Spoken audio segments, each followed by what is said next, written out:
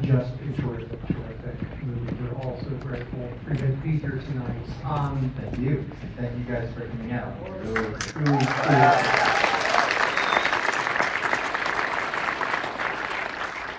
The first question I wanted to ask was to Sean about, my understanding is that the film that we see up on the screen, that's not how it started in terms of the story that you were coming up with. I'd love to hear about sort of the origins of Anora and how you started and where you ended up. Sure. So Karan Karagulian, who plays Taurus in the film, he's been in every one of my films. We go way back. We were starting to discuss possibly telling a story in the Russian American community of Brighton Beach and Coney Island, Brooklyn, way back in 07, 08. And it just took us, 17 years to figure out what it would be. And it was really, at first it was like a possible gangster story. We didn't know. Oh, just so you know, Karan has, when he first came over from Armenia in 1990, he basically, his home base was Brighton Beach, and he was selling caviar on the corners of Brighton Beach Boulevard, and has lots of stories from that time. And he is married to a Russian American, Lana, who plays his wife in the movie, in the church scene. And so he has, obvious connections, and I had the desire to tell a story in Brighton Beach and Coney Island, just simply because, it's so culturally rich, but also visually so exciting. Coney Island and Astroland, the amusement park there, is sort of stuck in time. It looks the same way it looked in 1978 when Walter Hill shot the Warriors there. So I was, I've always seen it as a place of inspiration. And I think it was just after Red Rocket, having had I did research in the sex work world for several years. There was this idea of this young woman a young sex worker who realizes a little too late she married the wrong man. And so we applied that to the world of Brighton Beach, and we're here tonight. And you've told the story many times about that you saw Mikey in a couple different things. Once upon a time in Hollywood, saw her at Scream, and you already had this character of Annie in mind. I'm curious about how much was Annie already in your mind, and then seeing Mikey connecting those dots. Yeah, no, Annie, we knew Annie was our protagonist. We had a general idea. I think that when we met Mikey, we pitched her sort of a beginning, middle, and end sort of thing. But not a word was on the page yet. It was actually after Mikey accepted the role, then I went ahead and wrote the screenplay. And it was really wonderful, actually, to have Mikey, her face and her voice in mind while I was fleshing this character out and writing this story. It was so incredibly helpful as a screenwriter. To that point, Mikey, was there a beginning, middle, and end when you first met with Sean, in terms of him saying, this is the idea for this script, this is this character? How much was already there, even though he hadn't written a word yet of the script? Well, first of all, hi, everybody. Thank you so much.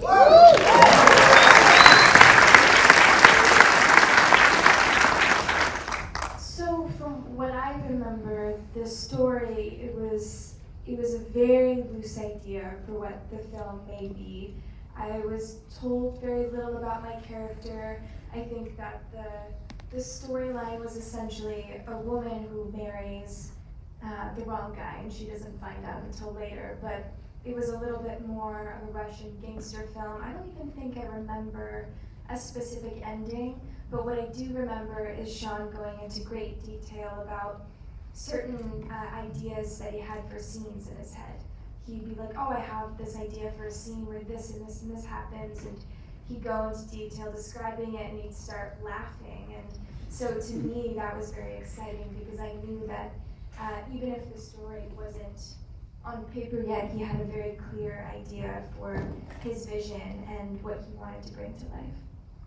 In terms of those scenes that he was describing, I'm just curious if you even remember, were any of those scenes the big sort of almost kind of action sequence in the middle, in terms of your character being tied up, you punching these guys? Was that one of the things that was part of that early conversation?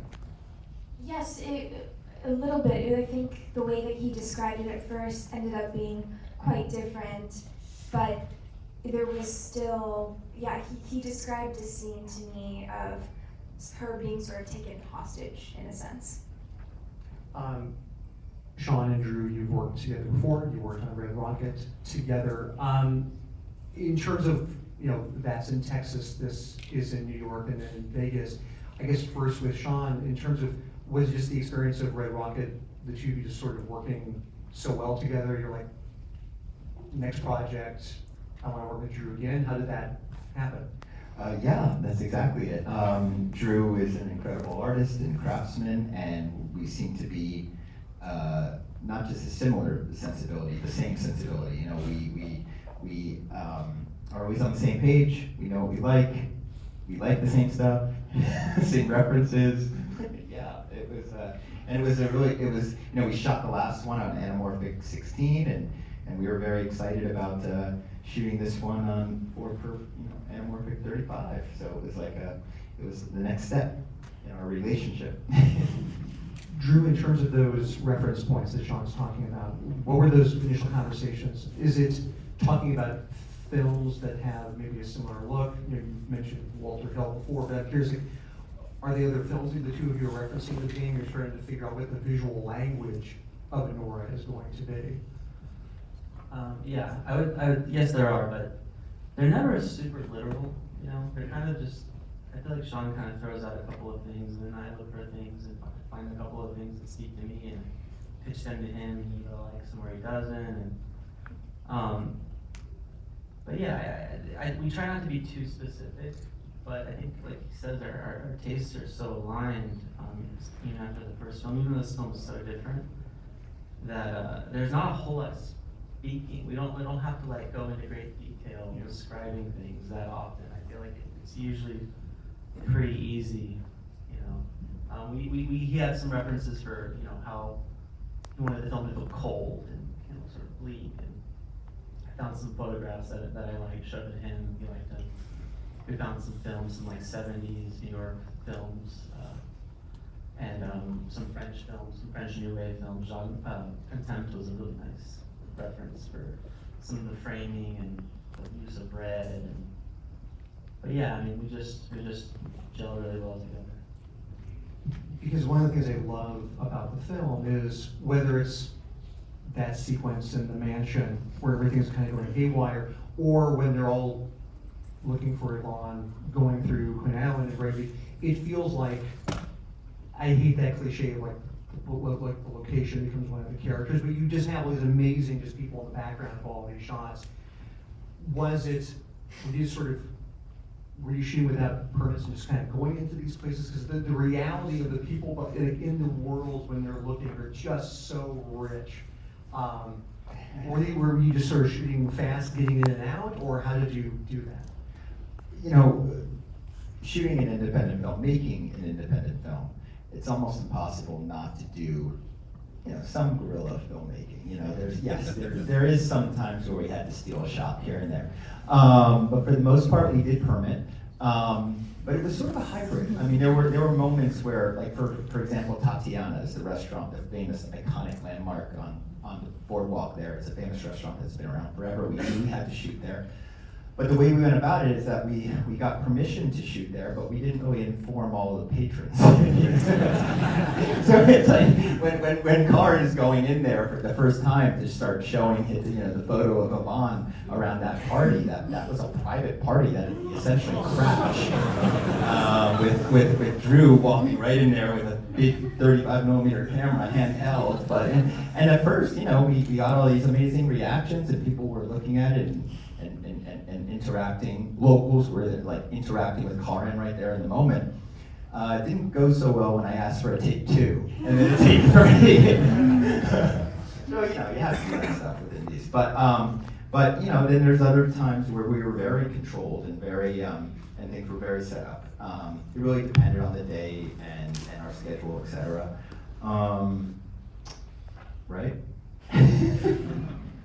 Yeah, and I feel like we shot at the house first, right? Literally did. Yeah, we tried to shoot in chronological order as much as possible, but Yeah. obviously we had to shoot the mansion out, we had Yeah. to shoot other locations out. But I feel like we shot the house first, and we were there for weeks, 2 or 3 weeks or something. And by the time we were getting out of there, we were so ready to get out of there and just like go attack Brighton Beach and go get in there and just. The film moves after that, and the film almost was so alive after that. It was like almost just riding this wave of what the film was, and just letting the film be the film. And it was really fun, you know, because especially I think the last thing we shot at the house might have been the home invasion, right? I think so. And it just set the tone for what the film could be after that, and where it was going, you know, by how it ends. You know, it just went right into like the streets of Brighton Beach, and it was really fun, I would say. And yeah, we shot out in the streets, stole some stuff, permitted some stuff. Some of the most fun things were really when we were just shooting from like across the street into like restaurants and going into these places where they're looking for Yvonne, and we tried to get this, we worked really fast. We tried to work really fast. It was done very candy camera in a way, where we would be on the sidewalk with a telephoto lens and just shooting through the front window of these establishments, and our actors would go in with wireless mics and interact with people in the restaurants, and then after the fact we would say, see over there, that's the camera, we're making an independent film, would you sign this release please? That sort of thing. Mikey, the performance is just tremendous. It's just so great.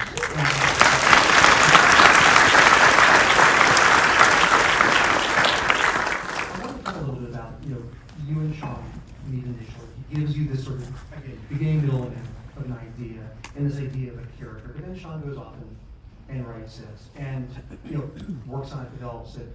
Are the two of you talking during that time? Are you throwing in ideas yourself about, are you still thinking about that character, I guess? Are you collaborating with Sean, or are you just sort of trusting the process and letting Sean go off and write the script? I remember the first meeting I had with Sean, and he was like, is there anything you want to do in this film? Like, I don't know, do you have any talents? Like, and he asked me that, and I honestly I had no words. I was shocked because no director or creative has ever asked for my input like that. And I remember saying, I want to live in your story. I want you to write this film, and I just want to throw myself into it. But at the time, I think I still needed a couple months to sort of like grow my voice and my confidence in terms of sharing my ideas and feeling free enough to do that. But while he was writing, he would be giving me updates on the script and describing scenes to me. And I remember there was a time where he was like, oh, I don't know if we should have this fight scene. And so he was like, oh, what do you think? And I was like, no, I think the more brawling, the better. So I would give input like that. But I think that our biggest collaboration came after the script was written, and we were able to work together on that and create the character. Because, you know, I think for any actor, being told I'm writing this part for you is one of the most amazing things to be told. But I also wondered, because you had been living with the idea of who Annie might be, because Sean had sort of shared these things with you, what was it like to actually read the finished script? Did it feel like the Annie that you knew? How did the two of you sort of come together to say, well, in my head I sort of saw her more like this, and as you said, gaining your own confidence to be able to sort of say, this thing doesn't feel right, I think maybe we should do it this way. I'd love to hear about that process of just being able to say, Sean, I have some notes, I have some thoughts about this too.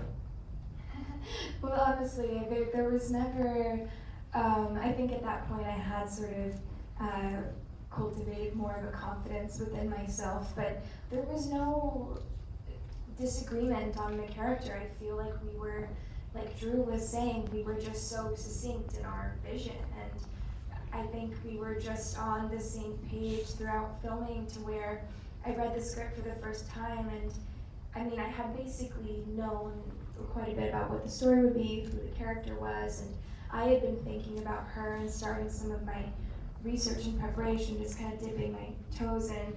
But I read the script and I was like, this is even more incredible than I could have imagined it being. And I found the character to be so nuanced and layered and interesting and complicated. And so to me, there was so much on the page for me to take and just like, and you know, build out. So I can't even think of a time where we had like a disagreement or a differencing of opinions, like maybe one time throughout filming. And yeah, but no, it was very, we just creatively came together in a very cohesive way. Yeah, and I think that I think, yeah, a lot of our collaboration came when you were prepping, and then obviously while we were shooting. But to watch an actor get this much involved, oh my God, I've never seen an actor take on a role like this and have just so much preparation. I mean, 4 months of pole dancing lessons, working with the dialect coach for her accent, learning pages and pages of, you know, dialogue in a language she doesn't know. All the consulting, the work that Mikey did with our consultants, the sex workers who came on board to help us out, and I've never seen such dedication before, and it's such a gift to a director when an actor is that dedicated. Really mind blowing for me. Sean, at the premiere here in LA at the Vista, one of the things you said during that Q&A host is you said that Mikey changed the way that you thought about directing or how you direct. I don't know if you remember that. I was so curious, but was it because she was so prepared, or how did it change? Well, you made so many films. I was curious, like, what that was. I think this was the first time where I was able to converse in length about motivations and intent, because this is set up in a way where obviously we're not presenting the audience Annie's backstory. We're not hearing her thoughts. So I think for us to prepare, we discuss that stuff. Even though we know we were not sharing it with you guys, and it's designed to be up for interpretation, we wanted to be on the same page, or at least understand each other's thoughts about it. So I think it was really that. It was about just the amount of time we actually conversed about it, and then also I had more rehearsal on this film than I've ever had on my other films. And I don't know why, maybe just scheduling. But the time, the schedule allowed for it, and it was really great to see this is one of the first times, this is the first time in which my entire main cast and almost all my supporting cast were seasoned professional actors with years of experience. Usually I kind of mix it up.